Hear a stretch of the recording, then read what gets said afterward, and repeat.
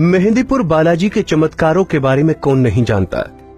राजस्थान में स्थित बालाजी महाराज के इन्हीं चमत्कारों को देखने के लिए लोग दूर दूर से आते हैं। बहुत कम लोग बालाजी महाराज की असली कहानी जानते होंगे, इसीलिए इस वीडियो में हम आपको बालाजी महाराज की असल कहानी सुनाएंगे। इसलिए वीडियो को अंत तक जरूर देखें। बालाजी महाराज की कथा। प्रारंभ में यहाँ घोर बेघर जंगल था। चारों तरफ फैली हुई घनी झाड़ियों में जंगली जानवरों का बसेरा था। श्री महंत जी महाराज के पूर्वजों को स्वप्न आया और स्वप्न की अवस्था में ही वो उठकर चल दिए। उन्हें पता नहीं था कि वो कहाँ जा रहे हैं और इसी दौरान उन्होंने एक बड़ी विचित्र लीला देखी। एक ओर से हजारों दीपक जलते आ रहे हैं, हाथी घोड़ों की आवाजें आ रही हैं और एक बहुत ही बड़ी फौज चली आ रही है। उस फौज ने श्री बालाजी महाराज की मूर्ति की 3 पद दक्षिणाएं की और फौज के प्रधान ने नीचे उतरकर श्री बालाजी महाराज को दंडवत प्रणाम किया तथा जिस रास्ते से वो आए उसी रास्ते से चले गए। गोसाई जी महाराज चकित होकर ये सब देखते ही रह गए। उन्हें कुछ डर सा लगा और वो वापस अपने गांव चले गए, किंतु नींद नहीं आई और बार बार उसी विषय पर विचार करते हुए उनकी जैसे ही आंख लगी, उन्हें स्वप्न में 3 मूर्तियां दिखीं।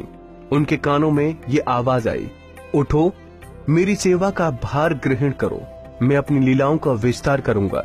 ये बात कौन कह रहा था, कोई दिखाई नहीं पड़ा।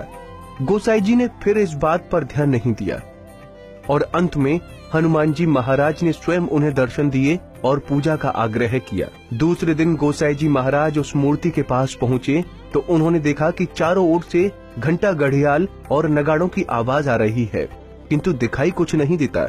इसके बाद श्री गोसाई जी ने आसपास के लोग इकट्ठे किए और सारी बातें उन्हें बताईं। गोसाई जी ने सब लोगों के साथ मिलकर वहां बालाजी महाराज की एक छोटी सी तिवारी बना दी। उसके बाद वहां पूजा अर्चना होने लगी। मुस्लिम शासनकाल में कुछ बादशाहों ने इस मूर्ति को नष्ट करने की कोशिश की थी, लेकिन वो असफल रहे। वो जितना खुदवाते गए, मूर्ति की जड़ उतनी ही गहरी होती गई।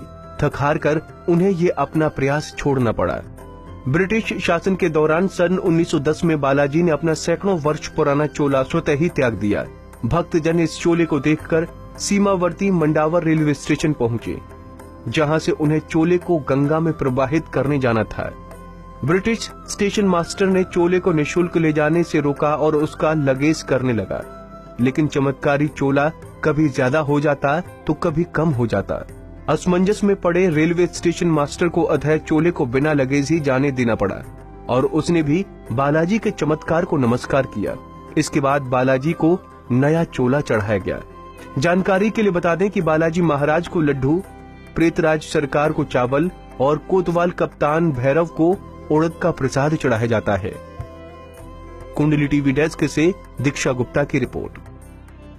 इसी तरह की और भी जानकारी लेने के लिए हमारे चैनल को सब्सक्राइब करें और नई वीडियो की नोटिफिकेशन के लिए बेल आइकॉन दबाएं। अगर आप ये वीडियो फेसबुक पर देख रहे हैं तो वीडियो को लाइक और शेयर करें।